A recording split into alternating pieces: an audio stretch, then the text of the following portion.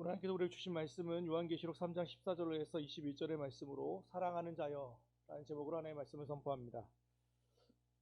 멕시코의 어느 마을엔 온천과 냉천이 함께 나오는 곳이 있다고 해요. 한 곳에는 온천이 나오고 한 곳에는 차가운 물이 나온다고 합니다. 그래서 그 동네 아낙네들이 아주 좋아한대요. 왜냐하면 온천에서 이렇게 빨래하고 냉천에서 이렇게 헹구어서 집에 가져가면 되니까. 또 그것이 또 신기해서 관광객들도 많이 오고요. 이것을 이렇게 동네 아낙네들이 이렇게 빨래하는 것을 이렇게 보면서 한 관광객들이 이렇게 얘기했답니다. 야, 찬물과 더운 물을 마음대로 거저 쓸 수 있으니까 참 좋겠습니다. 이 집 여기 사는 사람도 참 좋겠습니다. 라고 이야기를 했더니 그 말을 들었던 한 마을 사람이 이렇게 얘기하더라는 거예요. 에이, 그래도 비누는 안 나오잖아요.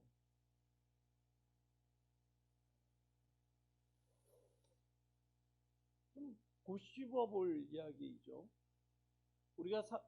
우리 인류 역사에서 가장 많은 것을 소유했을 때가 언제일까요? 우리가 가장 많은 것을 가졌을 때. 창세기 2장에 나옵니다. 에덴 동산이었습니다.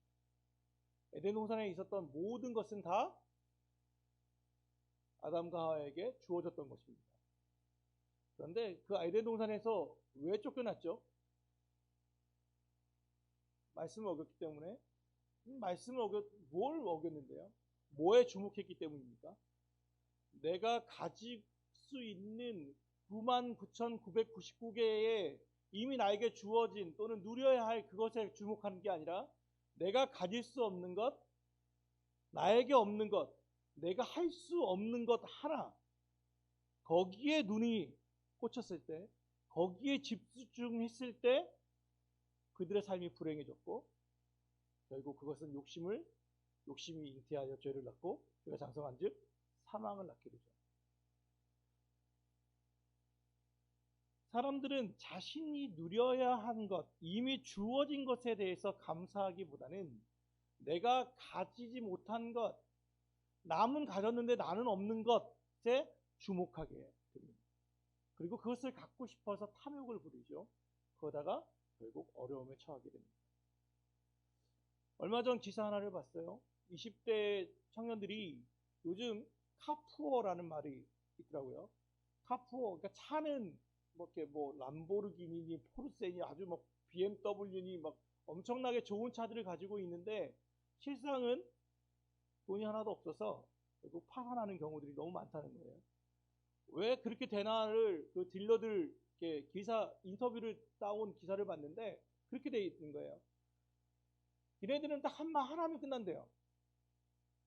그 차에 시승시키면 끝난대요. 그 좋은 차에 딱 한 타보고 쫙 한 바퀴 도시를 한 바퀴 딱 돌고 오면 무조건 하게 된다는 거예요. 딜러의 말이 제 말이 아니라 딜러의 그 기사 대사가 그대로 쓰여있어요. 한 번만 태워주면 끝납니다. 어떻게 카푸어가 되나 어떻게 망하나 봤더니 월급을 만약에 계산할 때 이 차 할부가 한 190만 원이다.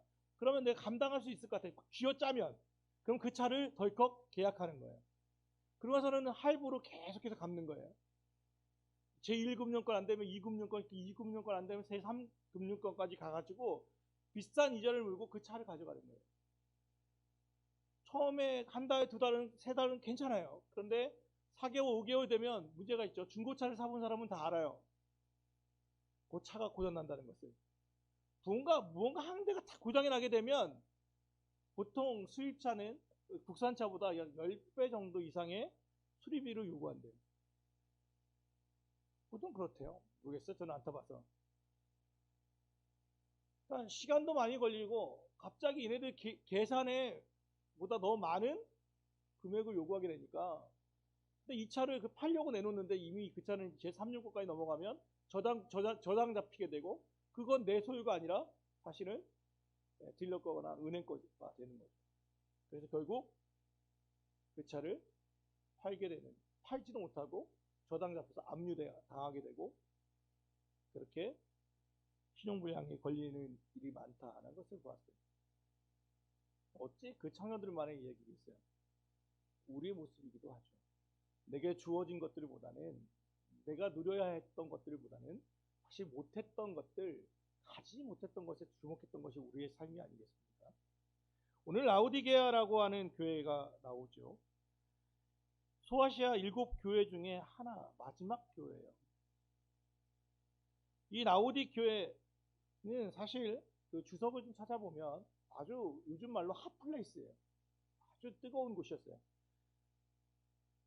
이 라우디게아는 동방과 서방에 있는 비단길 실크로드의 관문 도시예요. 그러니까 대상들이 오고 가는 곳에 딱 서 있으니까 뭐가 있겠어요? 거기에 돈이 오고 가는 거예요. 금융도시였어요. 금융도시.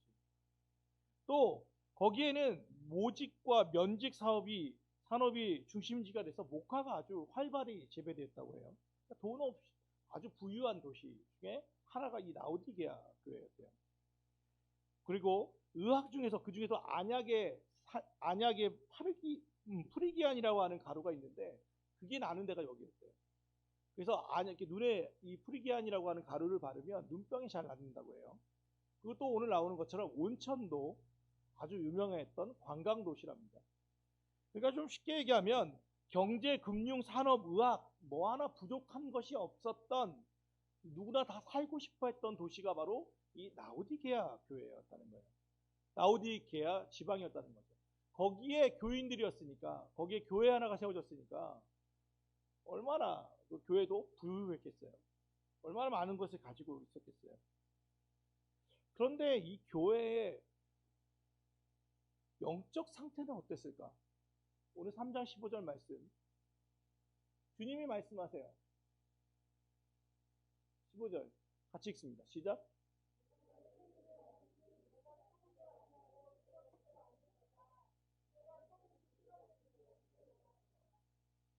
뭐라고 하시는 거예요?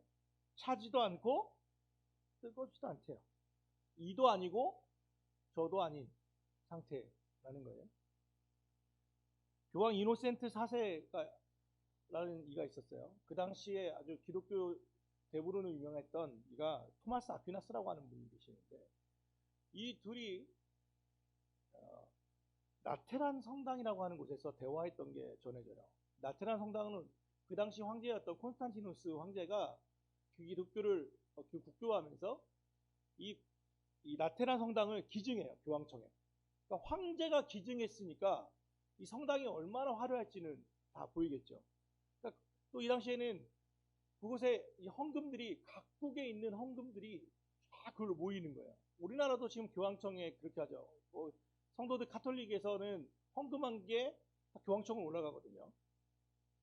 그런데 그때처럼 나테란 성당에서 각국에 있는 헌금 주머니들이 쭉 들어오는 것을 보면서 이노센트 4세가 토마스 아퀴나스한테 이렇게 이야기합니다. 선생님 보십시오. 예전 그 사도 베드로께서는 내게 은과 금이 없다고 말했지만 이제 교황청에는 은과 금이 넘쳐납니다 라고 자랑스럽게 이야기를 했어요. 그랬더니 토마스 아퀴나스가 뭐라고 말했냐면 이렇게 말했답니다. 진짜 그러네요.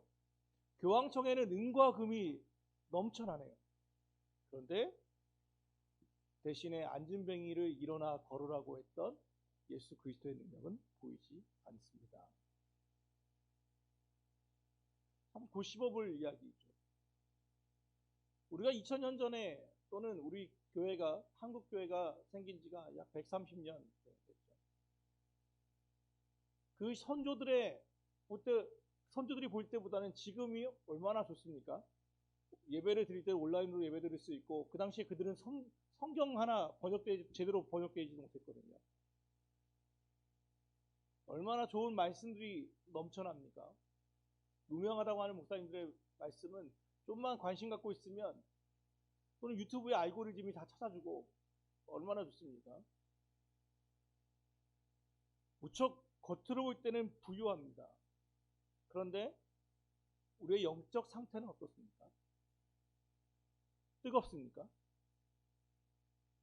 차갑습니까? 아니면 이도 저도 아닌 미지근한 것입니까? 라우디게아 교회에 대한 책망은 지금 우리 교회 또는 한국 교회, 더 나아가 우리 교회를 향한 하나님의 말씀 책망이라고 들리지는 않으십니까? 예수 이름 하나만으로 만족하고 예수 이름 하나만 믿고 기도하고 예수 이름 하나로 목숨을 건졌던 믿음의 선배들에 비한다면 우리는 화려하고 풍요로움 속에서 예수의 이름과 능력을 상실해버린 것은 아닌가 싶은 자괴감이 듭니다. 주님은 16절에 이렇게 말씀합니다. 내가 이같이 미지근하여 뜨겁지도 아니하고 차지도 아니하니 내 입에서 너를 토하여 버리리라. 사실 우리가 코로나 때문에 한국교회가 위기라고 말하지만 좀 정직하게 말하면 코로나 이전부터 한국교회는 위기였습니다. 코로나가 가속화시켰지 이미 한국교회는 위기였어요. 교회 학교가 무너지고 있었고 사회적 신뢰도는 여전히 땅바닥을 치고 있었어요. 계속해서 목회자들을 비롯한 많은 그리스도인들이 지탄을 받았던 것이 사실이에요.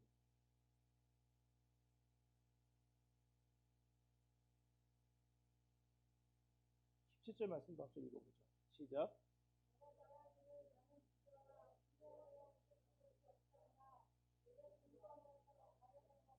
가난한 것과 눈먼 것과 벌거벗은 것을 하지 못하는도다.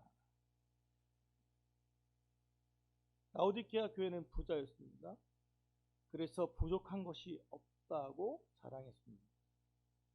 그러나 주님이 보시기에는 너는 풍족하여 부족한 것이 조금도 없다고 하지만 실상 너는 비참하고 불쌍하고 가난하고 눈이 멀고 벌거벗은 것을 알지 못한다라고 말했습니다.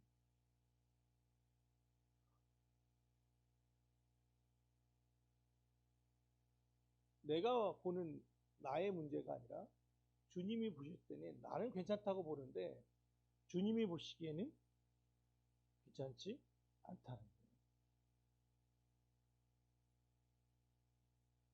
우리 몸은 여전히 멀쩡하죠. 근데 저는 특별히 죄송하지만 50대, 60대 넘어가는 중년 남자들의 고민을 압니다. 그 중에 하나가 뭐냐면 병원을 잘 가지 않아요. 왜 안 가냐고 물어보면 그런 분들이 좀 많이 있거든요. 왜 안 가냐면 갔다가 큰 병이라고 할까봐 차라리 모르고 지내겠대. 그런데 여러분 한번 보세요. 성인병이라고 하는 많은 병들을 보면 대부분 이건 한 번에 진행되지 않아요. 이 성인병은 다른 말로 생활 습관병이라고 하거든요. 그러니까 한 번에 갑자기 당뇨가 오거나 갑자기 고혈압이 오거나 그러지 않아요. 유전적인 거 빼고는 대부분이 생활 습관에서 오죠. 생활 습관이라는 게 뭐예요? 한 번 해서 그런 게 아니라 계속해서 지속되는 거예요. 그건 단순히 노화에서 오는 게 아니란 말이에요. 그럼 왜 그렇게 되는 거예요? 그때는 괜찮았어요. 조금씩 괜찮은데 이게 어느 순간 임계점을 팍 하고 벗어나면 이게 겉으로 드러나게 되는 거예요. 그때는 이미 많이 늦은 경우가 많잖아요. 많은 병이 무서운 이유가 그거죠. 오래 지속된 병은 고치는 게 참 어려워요. 그게 어려워요. 갑작스러운 병이 아니라 똑같아요. 나는 건강한 줄 알았는데 보니까 엑스레이를 찍어보니까 의사가 말하기는 당신 아픕니다. 내가 보는 내 몸과 의사가 보는 몸은 다른 거예요. 이들은 우리는 뭐 괜찮지. 우리 교회는 헌금도 빵하고 야 따뜻하게 예배도 드릴 수 있고 성도들도 많고 야 우리 교회 참 괜찮은 교회야 라고 라오디게아 교회는 얘기했는데 주님 보시기에는 야 너는 부유하다고 말하지만 너는 비참하고 불쌍하고 가난하고 눈이 멀고 벌거벗었어 라고 말하는 거예요. 왜? 무엇을 가지고 그렇게 말할 수 있는 거예요? 19절 한번 보죠. 19절. 주님이 말씀하시는 것도 한마디예요. 19절. 시작.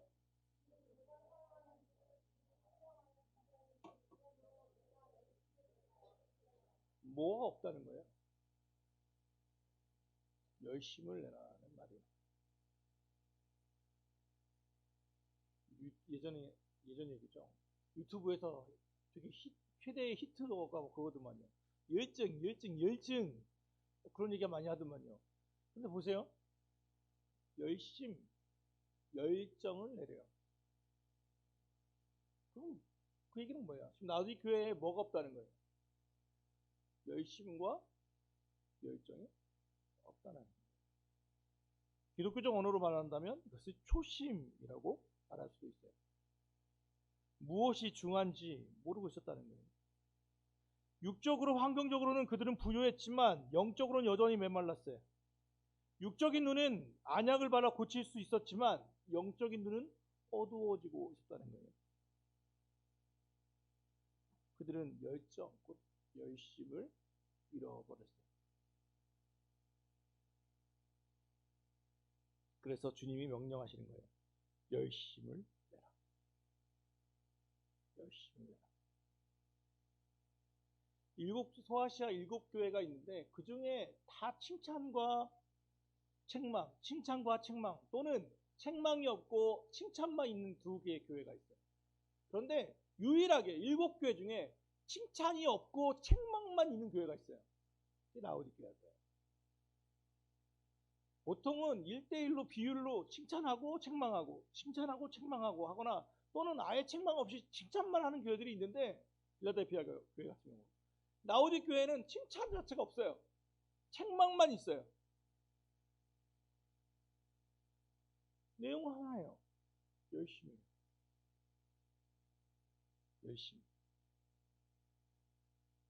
사실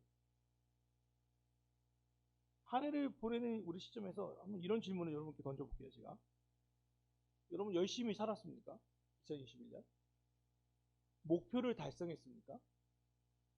무엇을 얻었습니까? 무엇을 수확했습니까?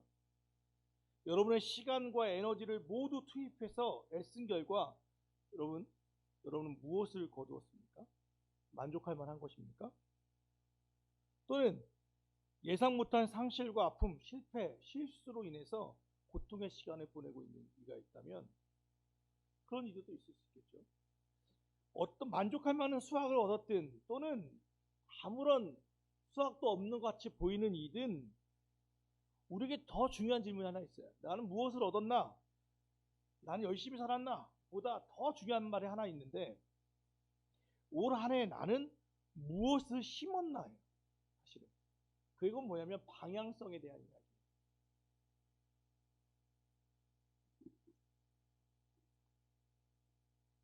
이해되지 않고 설명할 수 없는 일, 그런 일이 나에게 닥쳤을 때 또는 작고 초라한 일, 이런 것들에 대하여 나는 내 말과 행동, 마음으로 뿌린 씨앗들,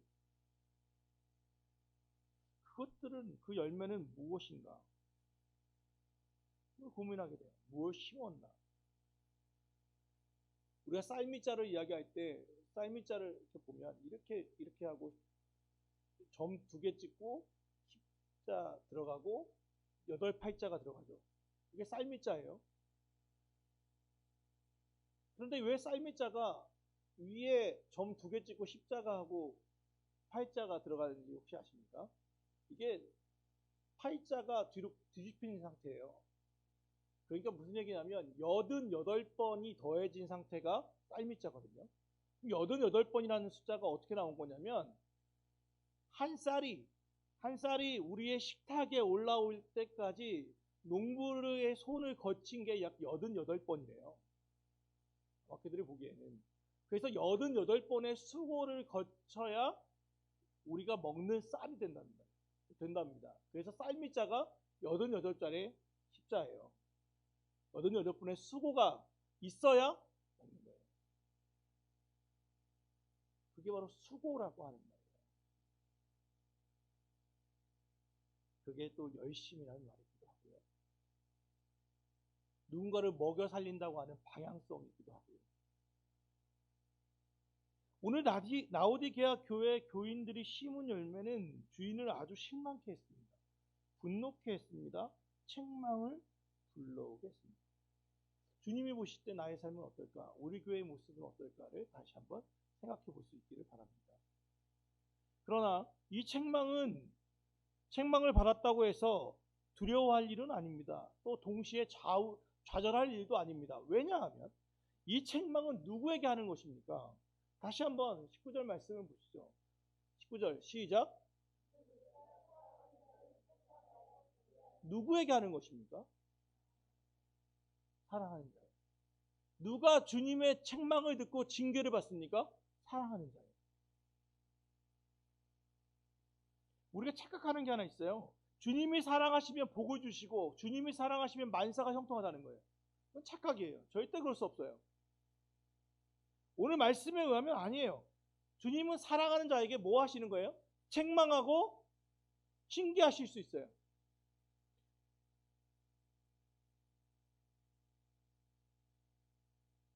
청소년들에게 묻습니다. 엄마가 잔소리 많이 합니까? 목 부러지는 줄 알았어요. 제 딸입니다. 엄마의 잔소리가 듣기 싫을 때 있죠? 그럼 언제 하는 겁니까, 잔소리는? 사랑했다는 거예요. 오죽하면 노래 그만하자 뭐 이런 노래도 있더라고요. 잔소리라고 하는 곡에. 그런데도 불구하고 포기하면 잔소리는 안 해요. 악플보다 무서운 게 무풀이라고 하죠. 사랑의 반대가 증오가 아니라 무관심이라는 말도 합니다. 주님이 여전히 우리 삶의 책망과 징계로 함께 하신다면 그에게는 소망이 있어요. 왜? 주님이 우리를 사랑하신다는 증거예요. 내 삶에 여전히 주님의 간섭하심, 그게 때로는 아주 잘 되는 이 형통의 길로도 인도되지만 때로는 내가 잘못된 길을 가고 있는 거 알면서 갈 때 있잖아요. 그때 주님이 개입하신다는 걸 자꾸 볼 때 주님이 내 길을 막으시는 것 같은데 라고 느낄 때는 그때는 좌절할 게 아니에요. 여전히 주님이 나를 사랑하신다는 거예요. 제가 종교가 2개라고 말씀드린 적이 있어요. 저는 기독교가 하나 있고 내비교가 하나 있거든요. 내비에 놀라운 점이 있어요. 그분의 놀라운 점은 책망하지 않아요. 내가 길을 잃어가면 그분은 언제나 경로를 이탈하였습니다 하고 새로운 경로를 탐색하시죠. 새로운 길을 하나님과 좀 비슷하다는 생각을 했어요. 왜냐하면 하나님은 여전히 우리 삶을 계속해서 인도해요. 내가 이 길을 최선의 길을 벗어나서 차선의 길로 가면 또 인도하려고 해요. 근데 차차선 나중에 최악의 길로 가려고 하잖아요. 내비와 근데 하나님의 절대적 차이가 있어요. 뭐냐면 징계하신다는 거예요. 때로는 제 차를 멈춰버리게 하시고 때로는 그 차를 강제로 돌려버리시기도 해요. 내비는 그렇게 할 수 없어요. 근데 하나님은 그렇게 하신다는 거예요. 차가 갑자기 멈췄을 때 그때가 정말 하나님의 음성을 들어야 돼요. 제가 말씀드렸던 것처럼 12월 23일 제가 서울 문산 고속도로를 달리다가 갑자기 눈앞에 10m 앞에 철근이 하나 있어가지고 고속도로에 철근이 웬 말입니까? 갑자기 차를 돌렸어요. 꺾었어요. 그래서 타이어가 다 찢어지고 도로 순찰대가 오고 난리도 아니었어요. 그런데 말씀드렸던 것처럼 마음에 되게 평안함이 있었어요. 왜냐하면 타이어 값은 32만 원이 들었어요. 제가 하고 싶었던 약속도 다 취소됐고 내가 하고자 했던 모든 게 다 멈췄어요. 재정적인 손해도 봤어요. 그런데 진짜 중요한 건 놓치지 않았어요. 뭐였죠? 목숨을 건졌잖아요. 몸은 건강하잖아요. 진짜 중요한 게 뭐예요? 여러분 돈을 다 잃었다고 우시는 이가 있어요. 내 주식이 떨어졌다고 또는 내가 삶이 어렵다고 막 우시는 거 다 이해해요. 그렇지만 진짜 중요한 건 뭐예요? 진짜 중요한 것. 우리 생명은 그러고 있잖아요. 다시 기회가 있잖아요. 라오디게아 교회에도 이게 포인트예요. 뭐예요? 사랑하는 자이기 때문에 책망한다는 거예요. 다시 일어서면 돼요. 어떻게 일어서면 돼요? 방향성을 가지고 나갑시다. 20절입니다. 같이 읽읍시다. 시작.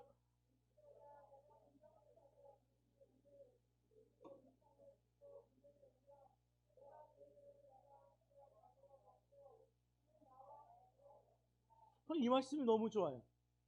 다시 기회가 있어요. 어떤 기회예요?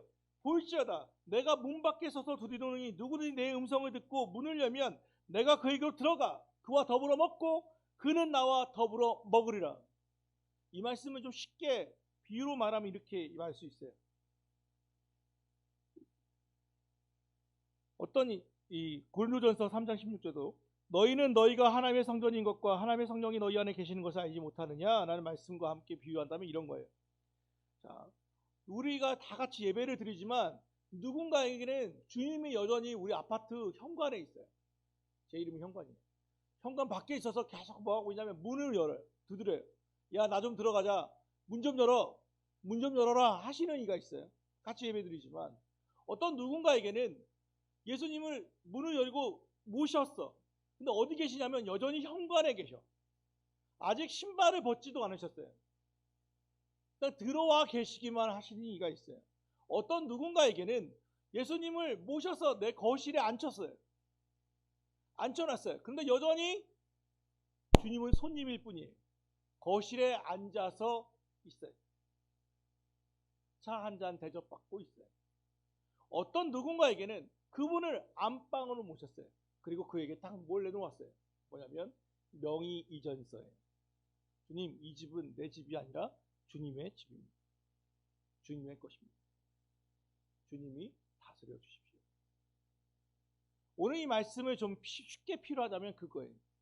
내가 문 밖에 서서 두드렸어요. 어떤 누군가는 문을 열었어요. 근데 이 주님이 들어왔어요. 들어오기는. 그런데 주도권이 달라요. 여전히 주님은 손님으로 있는가 하면 어떤 누군가는 영향력이 너무도 적어요. 누군가는 주님이 진짜 주인. 우리가 새해에 하나의 결심을 했으면 좋겠어요. 주님의 영향력이 내 안에 계신 주님이 좀 더 힘을 냈으면 좋겠어요. 내 안에 계신 주님이 나를 다스려 가기를 축복해요. 내 안에 계신 주님의 앞에 우리가 아주 이상한 이야기가 같이 보일지 모르지만 어떤 모든 일의 결정 앞에서 주님 앞에 말을 걸어보는 훈련을 했으면 참 좋겠어요. 주님, 갑자기 이 돈이 생겼는데 어떻게 했으면 좋겠습니까? 주님, 오늘 저녁은 뭐로 할까요? 주님, 오늘 집에는, 오늘 회사에는 이런 일들이 있는데 제가 어떻게 처리했으면 좋겠습니까? 주님, 오늘 넥타이는 어떤 색깔로 맬까요? 모든 작은 일들에 주님의 결정이 있었으면 참 좋겠어요. 주님과의 동행함이 어떤 상상이 아니라 실제적인 것이 되기를 소망해요. 2020년엔 주님의 음성을 듣고 주님과 더불어 먹고 마실 수 있기를 축복합니다. 이 길을 처음부터 멀리 가려고 하지 마십시오. 한 걸음 한 걸음 나아갑시다. 그리고 그 걸음을 포기하지는 맙시다. 오늘 라우디 교회를 향한 주의 말씀을 다시 한번 듣습니다. 열심을 내라. 그 길 나와 함께 갖자. 오늘 말씀을 종합하면 그거예요. 그 길 나와 함께 걷자. 2020년을 주님과 함께 걸어가시는 새해가 되기를 주 예수 그리스도로 축복합니다.